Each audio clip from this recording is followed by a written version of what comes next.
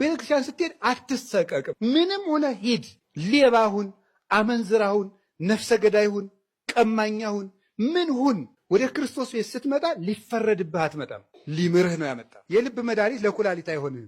ለኩላሊት የሚሆነው ለጨጓራ ይታዘዛል። ለሌላ በመሆኑስ ቀርቶ ሳይድ ኢፌክቱ በቀረልን። የእግዚአብሔር ቃል ግን ለሁሉም በሽታ የምናዘው አንድ መድኃኒት ነው። መድኃኒቱ አንድ ነው።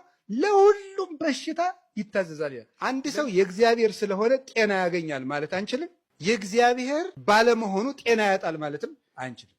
ታማችሁ ጸበል ተጠምቃችሁ ስላልዳናችሁ እግዚአብሔር ትቷችሁ አይደለም። ስለዳንም ከሰው ለይቶ እግዚአብሔር ስለወደደን አይደለም። መከራ ትዕግስት ያስተምራል፣ ትዕግስትም ተስፋን ያስተምራል፣ ተስፋ ደግሞ አያሳፍርም ይላል። ቤተ ክርስቲያን የመሄድ የመጀመሪያው መስፈርት ምን እንደሆነ ታውቃላችሁ? ምህረት ማድረግ ነው። ምህረት የሌላቸው ሰዎች ምህረት አያገኙ።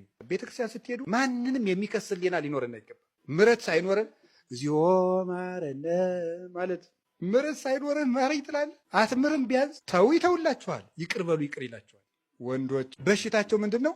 ዝሙት። ሴትን ባዩ ቁጥር በዝሙት መነደፍ ማለት። ሴቶች የእነሱ በሽታቸው ምንድን ነው? ትውዝፍት፣ ጌጥ ማብዛት ማለት። የካህናት በሽታቸው ምንድን ነው? ትዕቢት ነው። አይምሯችን ረቂቅ፣ እግዚአብሔርን የሚያሰላስል፣ ስለ እግዚአብሔር የሚያሰላስል፣ ስለ እግዚአብሔር የሚናገር፣ ስልጣናችን ምጡቅ፣ ተወዳዳሪ የሌለው ማለት ነው። ባላንጣ የማይነሳበት። እኛ ያሰርነውን መንግስት አይፈታው ይላል። እንዲህ ያሉ ይታበያሉ። የመነኮሳት በሽታቸው ደግሞ ምንድነው? ስስት ነው።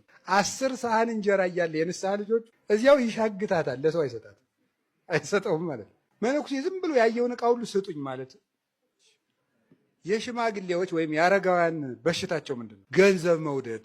ሳረጅ ማን ይጦረኛል ስለሚሉ ሽማግሌ በቃ ከትራሱ ስር የሆነች ብር አለች። ላንጥፍል ሲባል ቆይ ወደ ላይ እንዳትሄድ ይሄን እኔ ያነጥፈዋለሁ ነው የሚለው ማለት ነው። ይሄ 5ቱ ምናችን ነው? በሽታችን ነው።